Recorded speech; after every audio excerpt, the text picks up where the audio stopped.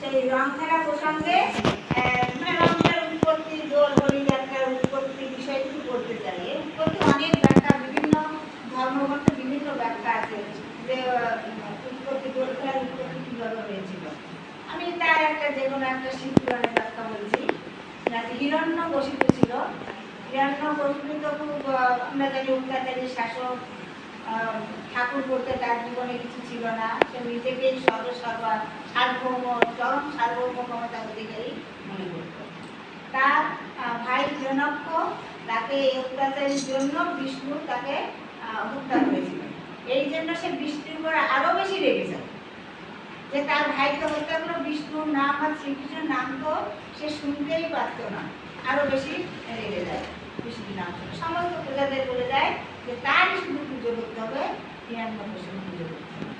এবং সে অমরত্ব লাভ করার জন্য শিবের উপাসনা করা শুরু করে। উপাসনা করলো, শিব স্বয়ং এসে এর সামনে এলো উপাসনায়, তার তপস্যা সিদ্ধি লাভ করে শিব বলল কি বর চাও? সে বলে আমি অমরত্ব চাই।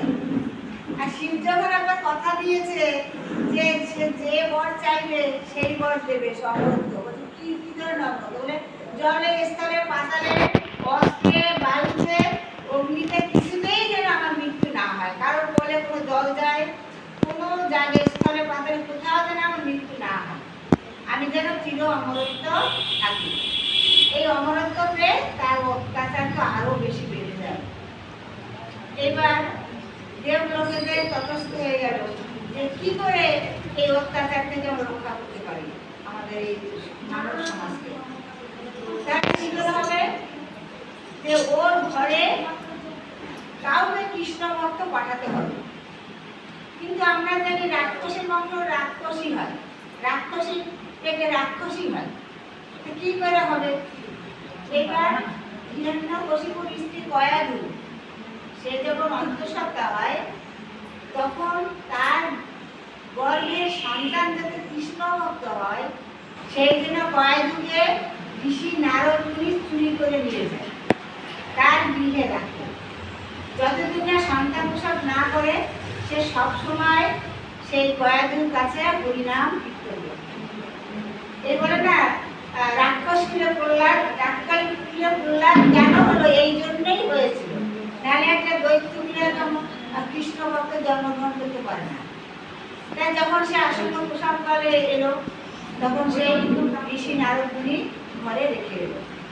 দাদাকালে প্রহ্লাদ জন্মগ্রহণ করলো। সে প্রহ্লাদের মুখে সবসময় তো হরিনাম হরিনাম, পাঠশালায় যায়, যেখানে যায় শুধু হরিনাম। তার বাবা যত হরিনাম করতে বারণ করে তত বেশি হরিনাম করে। তাকে মরার জন্য বিভিন্ন পন্থা অবলম্বন করেছে, আমরা সবাই জানি। পাহাড় থেকে ফেলেছে, কখনো জলে চুলে ফেলেছে, কখনো সাপের বিষ প্রয়োগ করেছে, হত্যা করতে বহু চেষ্টা করেছে সে প্রহ্লাদকে মারার জন্য, কিছুতেই সেটাকে মারতে পারে না। শেষে ভাবলো যে তার বোন হচ্ছে অগ্নির বরপ্রাপ্ত ছিল, যে সে আগুন তাকে হিরণ্যকশিপুর বোনকে স্পর্শ করতে পারবে, হোলিকা নাম ছিল।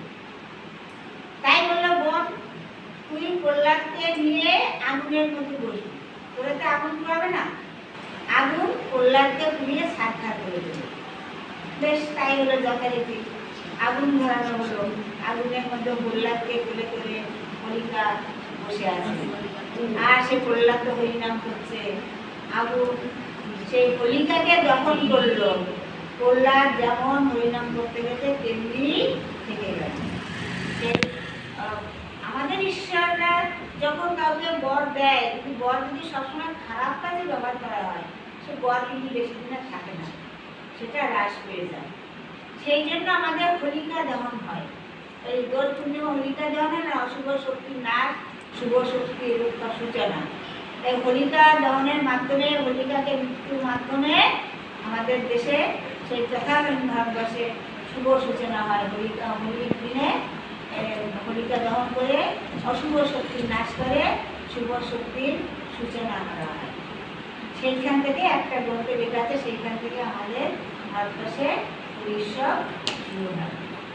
যাক, এই বলে আমি আমার এই ধর্মীয় বক্তব্য শেষ করছি। এবার সামনে আমাদের যে অনুষ্ঠান, আমাদের দাদাও বললো যে সবাইকে সক্রিয় সহযোগিতা করার জন্য যে যেভাবে পারে তাদের করে আসবে, সবার যে যার মতো বক্তব্য রাখবে।